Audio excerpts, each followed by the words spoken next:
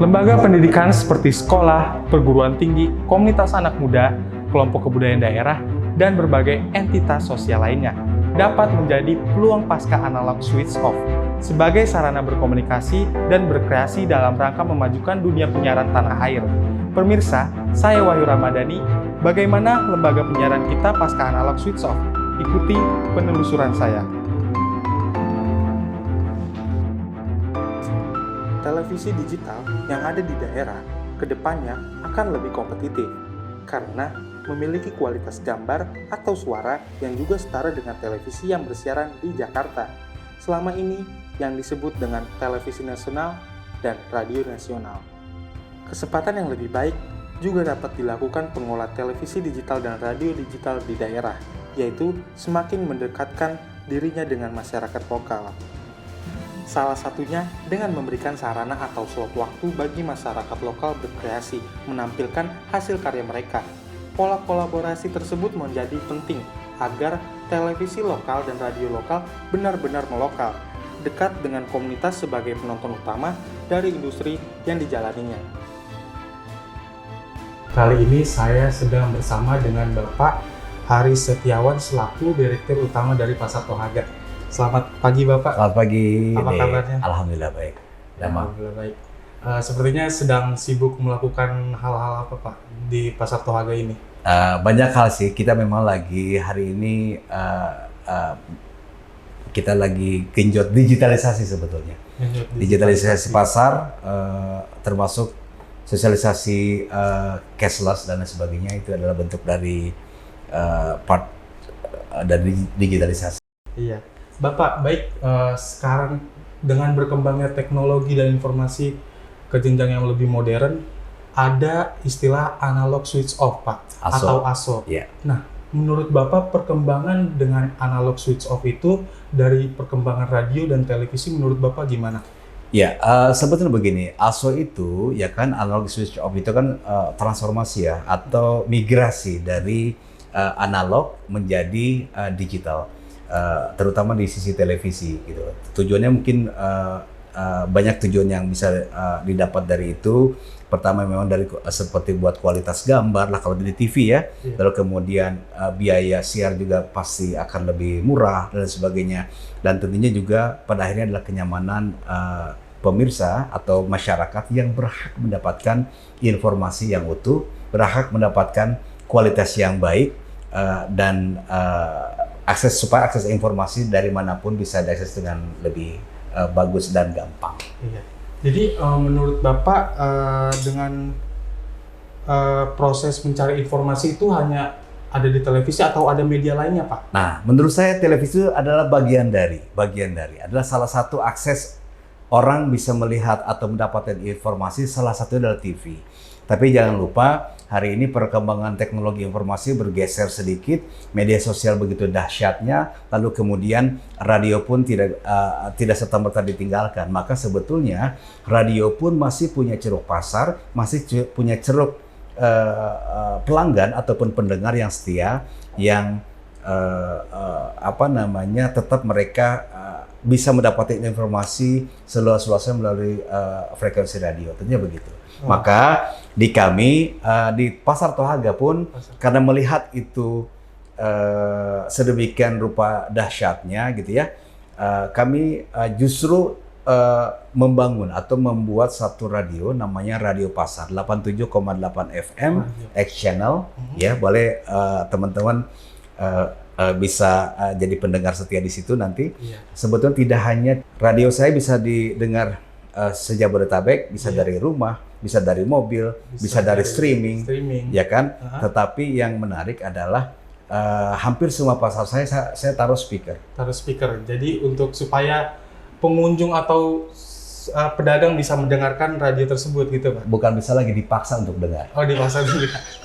Benar. Ya kan? Jadi artinya akses informasinya bisa utuh. Artinya semua orang bisa dengar apapun. Misalnya kami di pemerintah daerah lah sebagai bagian dari pemerintah daerah mengumumkan informasi misalnya terkait COVID, ya kan, terkait misalnya terkait kedisiplinan memakai masker, itu kita siarkan. Artinya orang suka atau tidak suka setidaknya para pedagang yang ada di situ, setidaknya pengunjung yang ada di situ bisa mendengarkan informasi itu dengan utuh. Benar, Pak. Jadi radio itu sekarang bukan lagi sebagai media informasi yang ditinggalkan gitu ya, Pak. Yes. Malah kita harus terus berkembang, Betul. memotivasi radio tersebut gitu ya. Betul. Maka sebetulnya memang itulah diperlukan inovasi-inovasi. Gitu. Baik Bapak, sebenarnya radio digital terestrial dan ke depan semakin menjamur di berbagai daerah Pak untuk radio. Menurut Bapak, apakah potensi ekonomi dan kesempatan berkreasi masyarakat kita akan lebih maksimal, khususnya generasi muda di daerah? Nah, ini yang menarik sebetulnya. Kenapa? Kami radio adalah salah satu media atau ruang kreatif anak muda. Iya. Ya kan? Benar. Misalnya mereka punya band, buat band indie yang belum dikenal, bagaimana cara dikenalnya? Maka kita kolaborasi dengan band-band tersebut. Benar. Melalui talk show kah, melalui bikin event bareng kah, atau dan sebagainya. Jadi itu adalah bagian dari ruang kreasi, ruang untuk kreasi seni ataupun ruang informasi. Termasuk adalah potensi bagaimana menggali potensi keekonomian. Itu sangat luas sekali. Sampai di radio saya itu ada satu ruang tiap hari ada informasi lowongan kerja. Oh iya. Jadi radio itu sekaligus wadah untuk anak muda ataupun generasi yang lainnya ya Pak. Betul. Sebagai bentuk kreativitas mereka gitu ya Pak. Betul. Jadi apakah setiap orang pada dasarnya memiliki hak untuk menerima layanan siaran Pak? Sedangkan pada faktanya masih banyak warga yang berada di area blind spot. Padahal frekuensi merupakan milik publik. Jadi apa harapan Bapak untuk lembaga penyiaran pasca analog switch? Nah, maka memang kembali lagi bagaimana infrastruktur itu harus terbangun dengan cepat, dengan tepat. Yeah. Rasanya ini memang PR kita bersama dalam konteks pemerintah Republik Indonesia gitu ya. Memang negara harus hadir dan rasanya memang progresnya sih kalau saya lihat juga sudah ya, walaupun mungkin kan tidak kita bisa simsalabim hari ini butuh hari ini dibangun kan gitu ya. Kalau kita lihat 5 tahun terakhir ini pemerintah hadir membangun infrastruktur jaringan termasuk jaringan internet di dalamnya, karena itulah menurut saya salah satu yang bisa mendukung akses informasi sampai ke masyarakat, even itu mereka ada di pelosok. Pertanyaan terakhir dari saya, apa dukungan Bapak dan lembaga penyiaran untuk mendukung Jawa Barat juara lahir batin? Nah, adalah sebetulnya kan bisa jadi corong, jadi corong informasi dan sosialisasi. Bagaimana hari ini kita bisa menerjemahkan atau bisa menyampaikan ke masyarakat konteks dalam hal itu tadi Jawa Barat Jabar juara lahir dan batin. Artinya itu adalah visi dan misinya Bapak Gubernur Pak Ridwan Kamil, ya kan? Iya. Jangan sampai orang tahunya itu di tataran pemerintah daerah, provinsi saja. Tetapi bagaimana menyampai ke masyarakat yang adalah notabene itu adalah masyarakat warga Jawa Barat tentunya kan. Maka paling tepat adalah itu tadi, radio salah satu corong bagaimana jadi pusat informasi, visi, misi Pak Gubernur supaya terimplementasi dengan baik di masyarakat, supaya terdeliver informasi ke masyarakat yang pada akhirnya masyarakat mendukung dan mewujudkan Jabar juara lahir batin. Iya, baik Bapak. Mungkin itu saja perbincangan singkat kita Pak, singkat dan padat, jelas juga. Terima kasih pada Bapak Haris Setiawan sudah meluangkan waktunya. Pemirsa, jika saja masyarakat lebih luas dapat mengakses televisi digital dan radio digital, kemudian memiliki kesadaran kritis akan konten siaran.